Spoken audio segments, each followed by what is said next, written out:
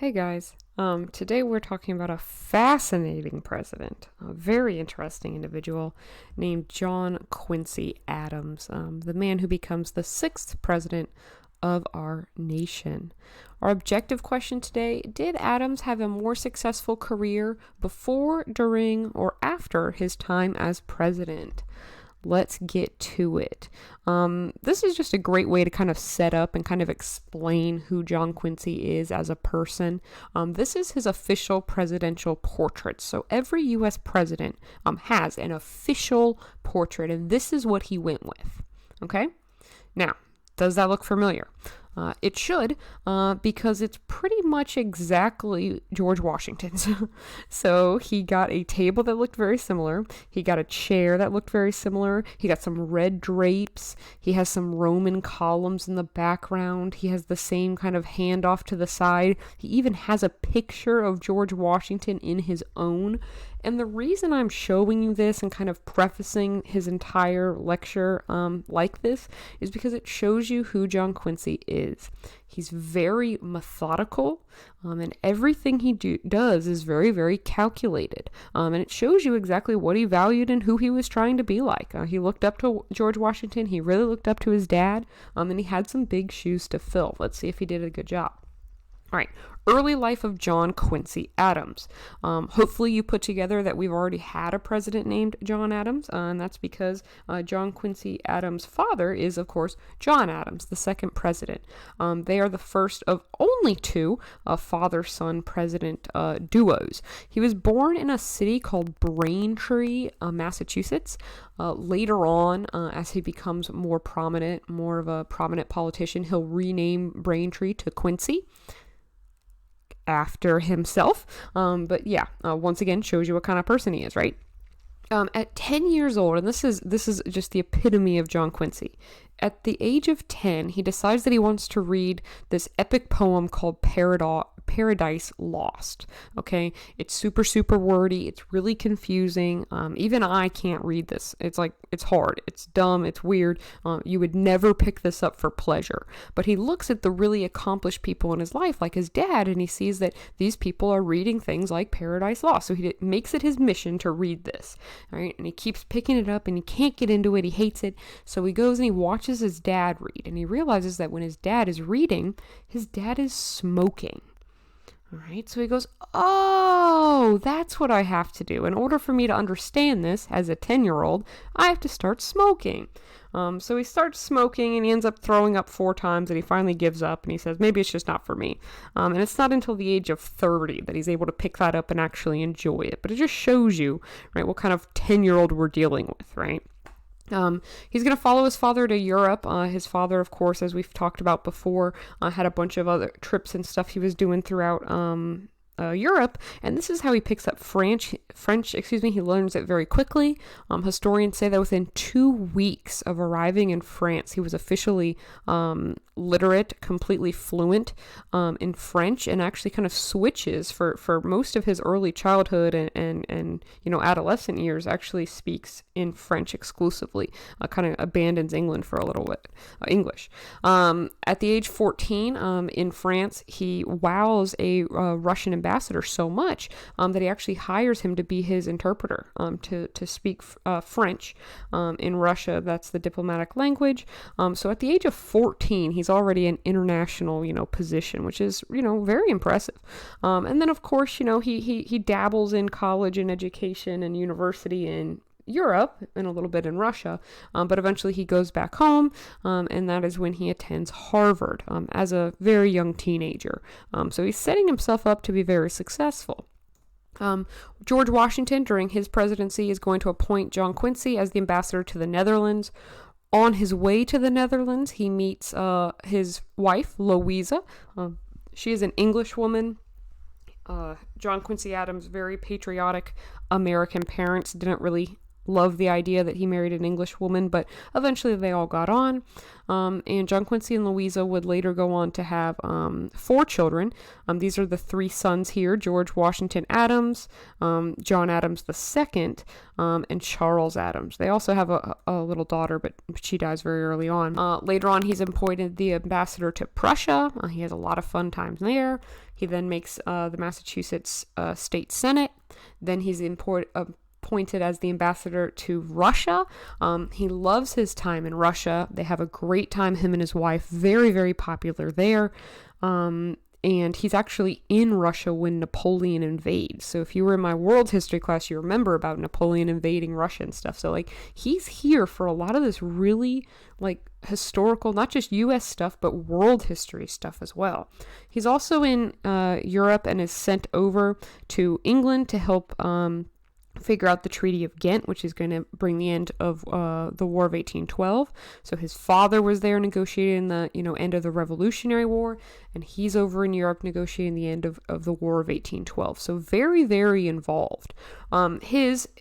I personally believe, most successful career time period is his time as Secretary of State.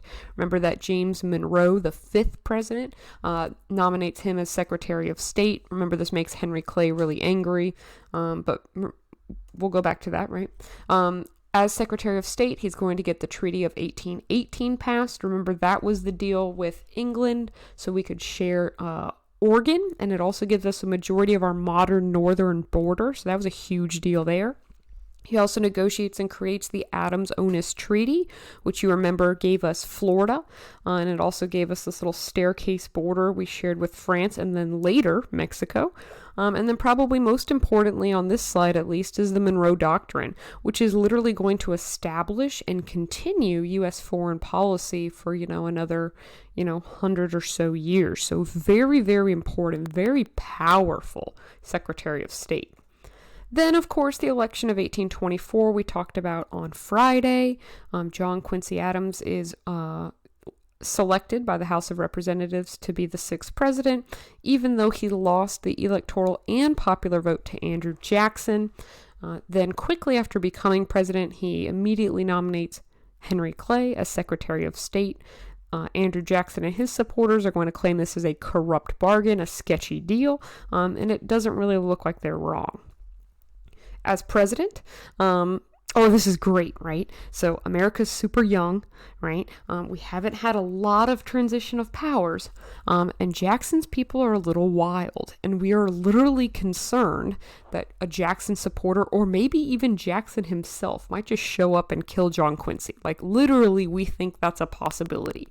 So we throw a celebration ball to kind of say, good job, John Quincy, yay. And we're all celebrating and it's all good until Jackson storms in and he bursts into the ball. Everyone kind of turns and looks, and in his hand, he has 2 pistols.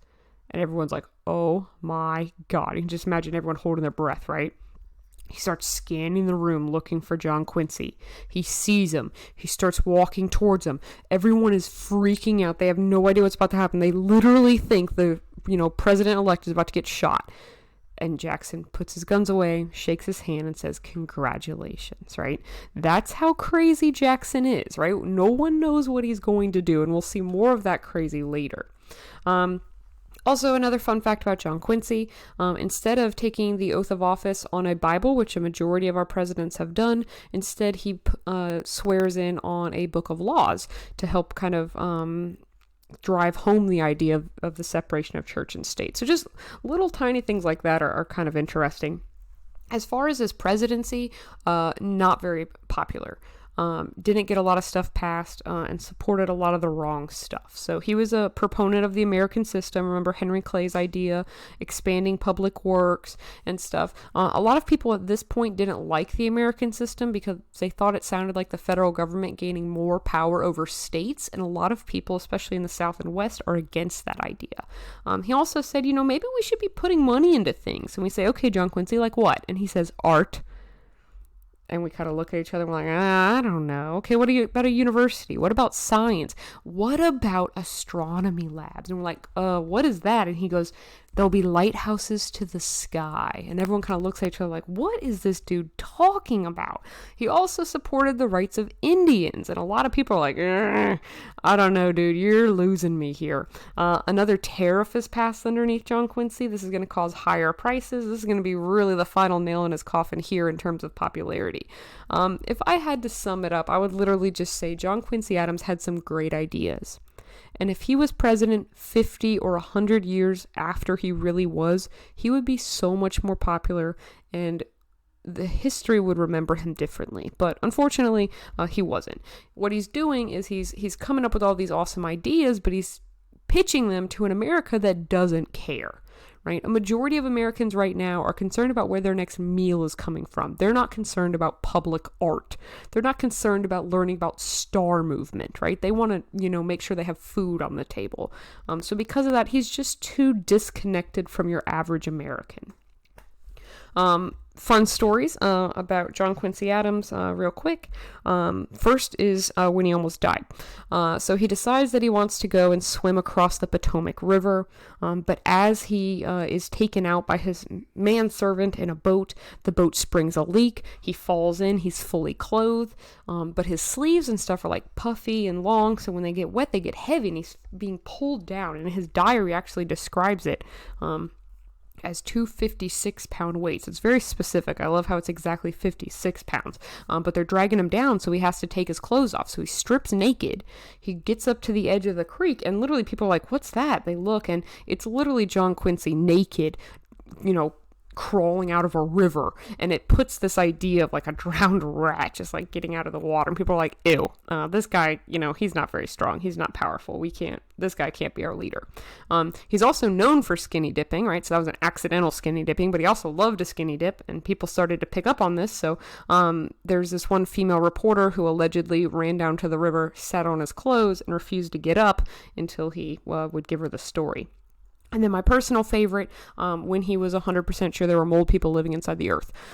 So this crazy wild man convinces John Quincy of the hollow earth theory, the idea that there are smaller worlds inside our world, and all we had to do was just dig down and we could find other worlds, and these mole people who would live underground inside our world would, become our friends if we, dug. And he literally approved the trip. This was a trip to just dig as deep as we could until we found the other Earths. But when John Quincy is not reelected, that plan gets scrapped. But just some interesting random stuff about John Quincy. Lastly, the time period after his presidency, after he loses his reelection and he is no longer president, he continues to serve in the House of Representatives for 17 more years, right? So even though his presidential policies weren't very popular, regionally in Massachusetts especially, he was very popular and continued to serve. He was very outspoken against slavery. He continued to violate something called the gag rule that we'll talk about in more detail, of course, in the future, but found ways to talk about slavery even when he was told he was not allowed to. He's also going to argue in a Supreme Court case called the Amistad case. We're going to learn more about that tomorrow. Very interesting, but stands up for African rights there. And at age 80, in a House of Representatives meeting, he actually collapses on the floor. They pull him into a room on a bench, and a few days later, he dies in the Capitol building. So from his very, very early life to literally his last day as a functioning person, he's devoted himself to U.S. history. Really, really interesting individual. In terms of presidency, he's usually ranked kind of, mid to low. But in terms of political history, he's involved in so much. It's really, really fascinating. But yeah, okay, I'll get off my soapbox. So that's John Quincy Adams, the 6th president of the United States. Was he best before, during, or after his presidency? Let me know. All right, see you guys later. Bye-bye.